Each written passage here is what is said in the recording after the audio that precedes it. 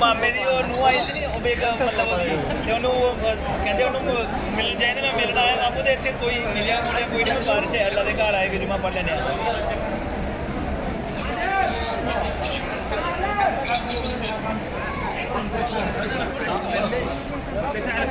बारिश हो रही जबरदस्त मामू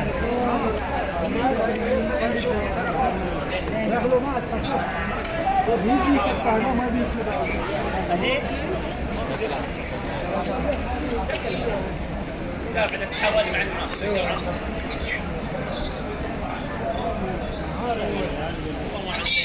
हाँ जी भाई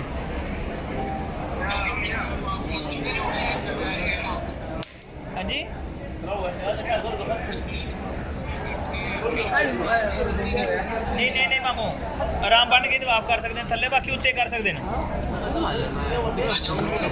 हाँ उत्ते कर सकते हैं उत्ते का कोई मुश्किल नहीं है थले नहीं है थले आराम बन के जान देंगे है तो जान देंगे मैंने उन्होंने जिन्होंने आराम बता उन्होंने थले जान दे दूजा ऊपर भेज देवे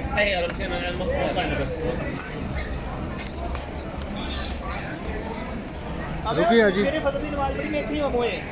हो रही है कि हम बारिश के इंतजार में खड़े रहेंगे तो क्या होगा हमको 4 बजे भाई का रिस्क नहीं ले सकते ना ये दुनिया जा रही है ठंडा से अच्छा मौसम नहीं दे इतने नाले नेट भी चल रहे हैं वाइस चला रहे हैं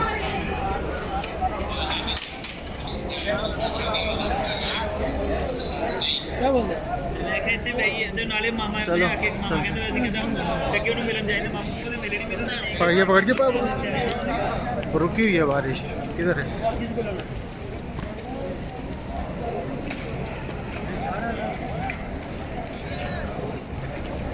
बहुत ज़्यादा